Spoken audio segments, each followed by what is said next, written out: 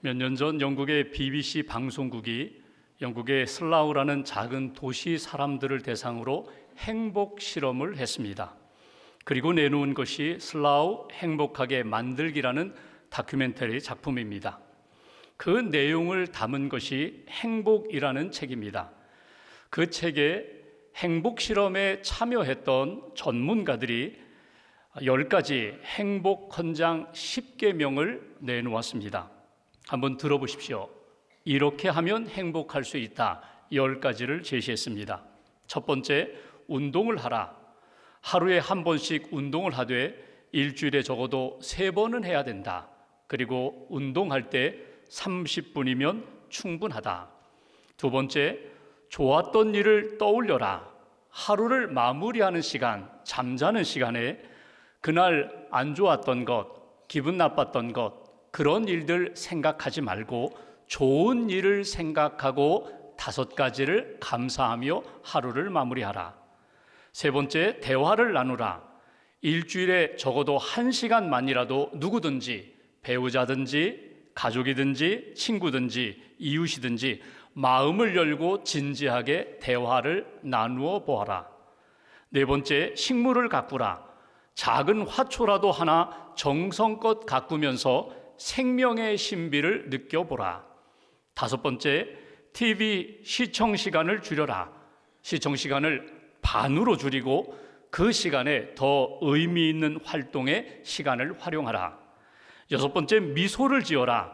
하루 한 번쯤은 내가 늘 만나는 사람이 아니라 낯선 사람, 웃지 않는 사람을 향하여 미소를 지으며 인사를 전해보아라.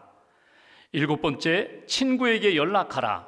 오랫동안 연락하지 못했던 그 사람, 그 친구에게 전화를 해서 안부를 묻고 전해보아라. 여덟 번째, 큰 소리로 웃어라.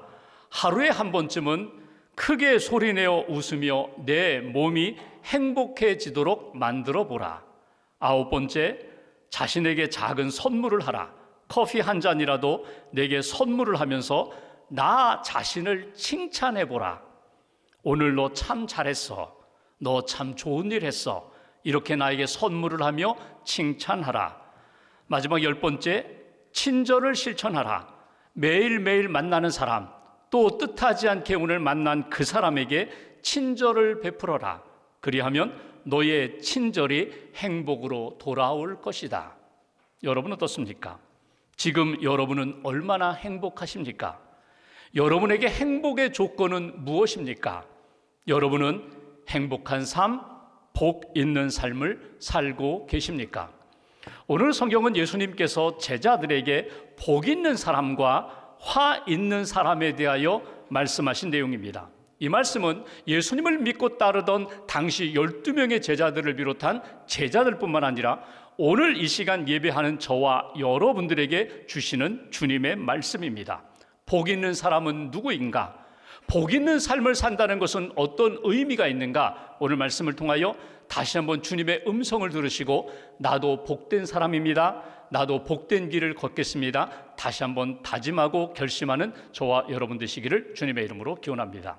본문 20절 말씀을 봉독하겠습니다. 20절 한 절을 함께 봉독합니다. 예수께서 눈을 들어 제자들을 보시고 이르시되 너희 가난한 자는 복이 있나니 하나님의 나라가 너희 것임이요. 아멘. 여기 예수님이 지금 말씀하시는데 복에 대하여 말씀하시고 화에 대하여 말씀하시는데 그 말씀을 듣는 대상이 누구입니까? 예수님이 지금 누구에게 말씀하십니까? 그냥 청중들, 예수님 따라다니는 사람들, 그들에게 전한 말씀이 아닙니다. 제자들에게 주신 말씀입니다. 제자들에게 이르시되 자기의 제자들, 예수님의 부르심을 받고 예수님께 훈련받고 이제 보냄받아 세상에 나아가 복음을 전할 그 제자들을 향하여 복 있는 사람에 대하여 말씀을 전해주셨다는 것입니다. 먼저 누가 복이 있는 사람인가? 가난한 사람들이 복이 있다고 예수님이 말씀하십니다. 우리가 가난하다라는 것을 생각할 때는 2가지 의미로 생각을 하게 됩니다. 첫 번째, 사람들과 비교하면서 상대적인 가난을 생각하고 상대적인 가난을 느낄 때가 있습니다. 나의 삶을 보면은 괜찮습니다. 먹을 것도 있고 마실 것도 있고 입을 것도 있고 오늘 잘 집도 있습니다. 월급도 넉넉합니다. 그런데 내가 만난 이 사람이 자기가 가진 것을 자랑합니다. 자기가 받는 월급을 자랑합니다. 그 사람과 나를 비교해 보니까 내가 그 사람보다 턱없이 부족해요. 그 순간 나는 가난을 느끼게 된다는 것입니다. 나는 참 가난하구나. 상대적인 가난을 느끼게 되는 그런 가난이 있습니다. 그런가 하면 절대적인 가난이 있습니다. 그 절대적인 가난은 오늘 먹을 것, 입을 것, 마실 것, 오늘 거처할 집이 없습니다. 그러니까 꼭 있어야 하는데 그것이 없는 절대적인 빈곤 상태를 절대적 가난이라고 이야기합니다. 오늘 예수님이 말씀하시는 가난한 자가 복이 있다. 여기에 가난은 원문 푸토코스라는 말은 절대적 가난입니다. 누구와 비교해서 내가 더 적다, 부족하다 그런 가난이 아니라 내가 살아가는데 꼭 있어야 되는데 그것이 없어요. 그 결핍, 그 궁핍함으로 지금 머물러 있는 사람들, 그 사람이 가난한 사람이 복이 있다. 예수님이 말씀하세요. 여러분이 누구를 만났는데 그 사람이 절대 가난한 상태에 있습니다. 근데 그를 향하여 당신 참 복이 있습니다. 이렇게 말하면 그 사람이 화를 낼 것입니다. 그렇게 말하는 나에 대하여 곱지 않은 시선과 말을 건넬 것입니다. 여러분, 절대 가난이 복이 될까? 그런데 오늘 예수님은 그렇게 말씀하세요. 가난한 사람이 복이 있다는 거예요. 누구와 비교해서 가난한 것이 아니라 나의 삶을 돌아볼 때 내가 경제적으로 너무 어렵습니다. 경제적인 가난뿐이겠습니까? 여러분, 영적 가난도 있을 것입니다.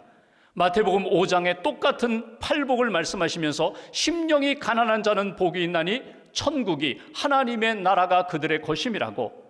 여러분, 경제적인 가난, 영적인 가난뿐이겠습니까? 인간적으로 살아가면서 사람들과의 관계 속에서 겪게 되는 그런 가난도 있을 것이고, 육신적인 가난, 육신적인 질병으로 인하여 나 스스로 도저히 회복되기 어려운 그런 질병으로 인한 가난도 있을 것입니다. 그런데 예수님은 그들에 대하여 관심을 갖고 계시다는 거예요. 너희의 가난함이 오히려 하나님을 사모하게 되고 은혜를 사모하게 되고 하나님을 의지하는 인생으로 주님께 나오게 된다면 너희 인생은 그 가난함으로 인하여 오히려 하나님이 기뻐하시는 은혜와 복을 만나는 인생이 되리라. 예수님의 설교를 보면 누가복음에 여러 번의 예수님의 설교가 있습니다. 그 중에 첫 번째 설교가 누가복음 4장에 나와요. 나사렛 회당에 안식일에 예수님이 들어가셔서 이사야 61장 말씀을 가지고 설교를 하십니다. 그때 예수님이 읽고 설교하신 그 내용, 첫 번째 내용이 무엇인가 하면 주의 성령이 내게 임하셨으니 이는 가난한 자에게 복음을 전하게 하시려고 하나님이 나를 여기에 보내셨습니다. 내가 말씀을 증거합니다. 은혜를 선포합니다. 가난한 자에게 복음을 전하기 위하여 내가 이 땅에 왔다고. 그러니까 예수님이 관심을 갖는 대상 가운데 제일 첫 번째 관심의 대상은 가난한 사람들이었다는 거예요. 오늘 예수님이 말씀하십니다. 너희의 가난함이 오히려 하나님의 은혜를 만날 수 있고 하늘나라를 받을 수 있는 복된 사람이다. 예수님이 이렇게 말씀하세요. 그러니까 여러분 잘 생각하십시오. 가난한 것 무조건 복이다. 부자는 무조건 복이 없다. 여러분, 그렇지 않습니다. 나의 궁핍함, 나의 부족함이 오히려 하나님의 은혜를 사모하게 되고 주님께 나아오게 되고 주님을 영접하여 오늘 주신 말씀처럼 하나님의 나라가 그들의 것이며 하나님의 나라를 얻을 것이며 이것이 그들에게 주신 은혜와 복이라는 거예요. 여기 첫 번째 우리에게 주시는 메시지가 있어요. 예수님의 제자로 믿음의 길을 걸어가려면, 복된 삶을 살아가려면 오늘 약속의 말씀, 가난한 자는 하나님의 나라를 얻음으로 복된 사람이 됩니다. 하나님의 나라 천국을 얻는 복을 가졌기에 그는 하나님 앞에 복된 인생입니다. 이것이 우리에게 주시는 메시지예요. 예수님 당시에 사람들은 참 가난했어요. 경제적으로 가난했어요. 특별히 예수님의 제자들을 보십시오. 어부였다가 제자가 되었습니다. 세리였다가 제자가 되었습니다. 각자 자기의 생업을 가지고 살다가 예수님을 따라다니는 제자가 되었어요. 그 순간부터 더 가난해졌어요. 오늘 먹을 양식을 걱정해야 할, 오늘 잠자리를 걱정해야 할 그런 가난함 가운데 있지만 예수님은 그들에게 말씀하십니다. 나를 따르는 사람들 오히려 가난함으로 하나님의 나라를 얻을 것이다. 하나님의 은혜를 받을 것이다. 24절 말씀 보실까요? 반대로 비교하여 이렇게 말씀하십니다. 24절. 그러나 화 있을진저 너희 부요한 자여, 너희는 너희의 위로를 이미 받았도다. 여러분, 여러분 세상 사람들은 복 받았다고 이야기하죠. 부자가 되어서 참 행복하겠다고 이야기하는데 예수님은 거꾸로 이렇게 말씀하십니다.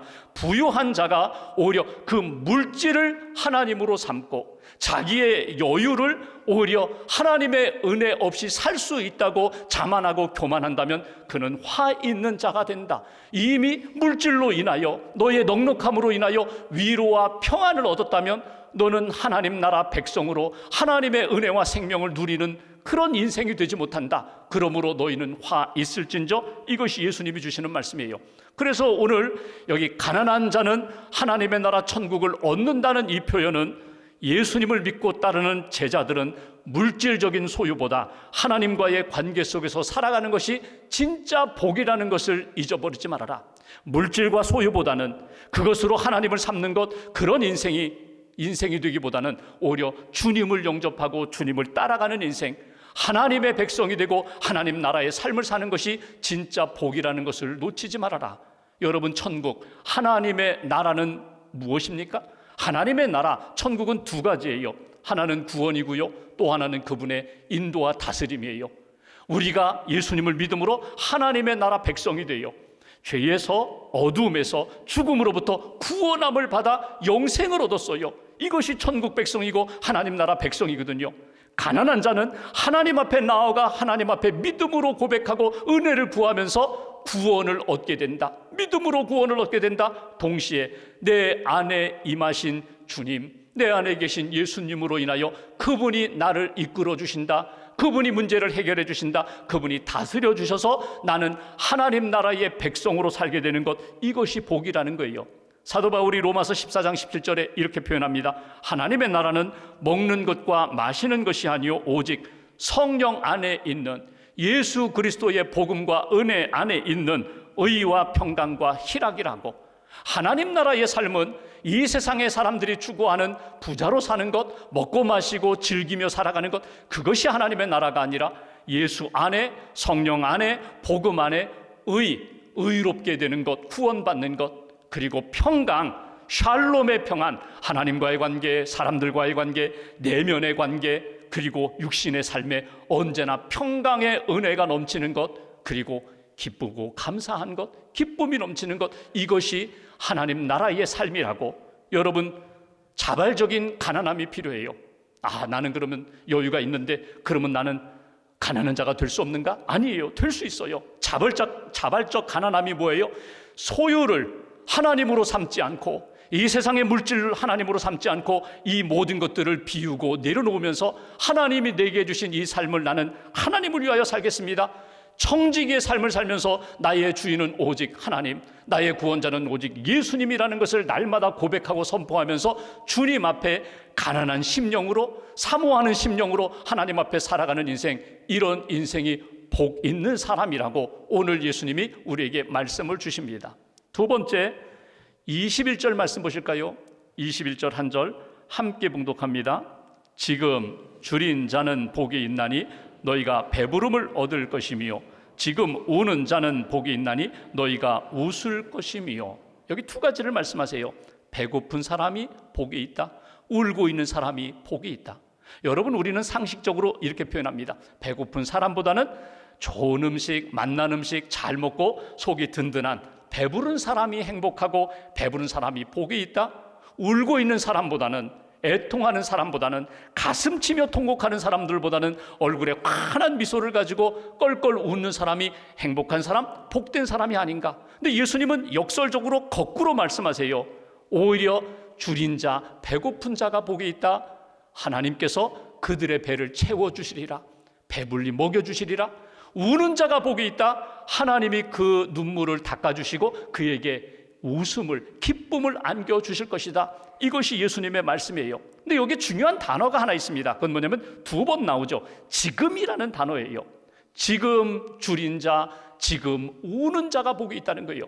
여러분, 이 지금이라는 시점은 어디일까요? 예수님 그 당시에 예수님이 제자들에게 말씀하셨던 그 시점, 그때를 일컫는 것입니다. 그런데 그때만이 아니에요. 2000년 전만이 아니라 오늘 이 시간 하나님을 예배하고 말씀을 듣고 은혜를 사모하는 자, 나의 심령과 나의 삶의 상태가 너무너무 힘들어요. 가난해요. 배고파요. 울고 있어요. 어두운 가운데 있어요. 그런데 하나님 앞에 모든 것들을 다 내어놓았어요. 주님, 제가 이렇게 힘들어요. 주님, 주님의 도우심, 주님의 은혜가 필요해요. 이렇게 주님 앞에 고백하며 은혜를 구하는 지금 이 시점, 이때에 하나님께서 은혜를 베풀어 주셔서 채워주시리라, 눈물을 닦아주시고 웃게 해주시리라, 이것이 주시는 메시지예요. 여러분, 지금 우리가 하나님 앞에 나 자신의 영적 상태, 삶의 상태를 솔직하게 내어놓을 때 지금 당장 하나님이 나에게 채워주시는 은혜가 있어요. 나에게 이렇게 위로해 주시고 또 기쁨을 주시는 은혜가 있어요. 그런데 지금이 아니더라도 반드시 하나님의 때에, 하나님의 시간 속에서 우리에게 반드시 회복의 은총을 베풀어 주시리라. 요한계시록 21장에 보면은 4절에 이렇게 말씀합니다. 하나님 나라에서 이러한 하나님의 은혜와 회복의 역사가 있으리라. 모든 눈물을 그 눈에서 닦아주시니 다시는 사망이 없고 애통하는 것이나 곡하는 것이나 아픈 것이 다시 있지 아니하리니 처음 것들이 다 지나갔음이로라. 그날에, 주님 앞에 서는 그날에 주님께서 눈물도 고통도 아픔도 배고픔도 없는 하나님의 채워주심과 위로가 반드시 있을 것이다. 여기에 우리가 붙잡아야 할 두 번째 메시지가 있습니다. 예수님을 믿고 따르는 제자의 삶은 어떤 삶인가?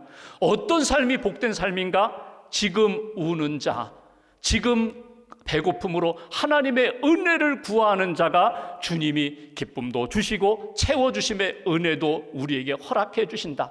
반드시 우는 사람에게, 반드시 하나님 앞에 엎드려 간구하는 그 기도를 외면하지 않으시고 반드시 응답해 주시는 하나님, 그 하나님을 믿고 의지하라는 거예요. 배고픈 자에게 미래에 하나님이 이루어 주실 일에 대하여 소망을 갖고 꿈꾸게 하십니다. 지금 울면서 통곡하고 애통하는 자에게 위로해 주시고 기쁨을 안겨주시는 하나님, 그 하나님을 믿고 주님 앞에 나아가라. 오늘 하나님 앞에서 내가 무엇을 위하여 내가 눈물을 흘려야 될까?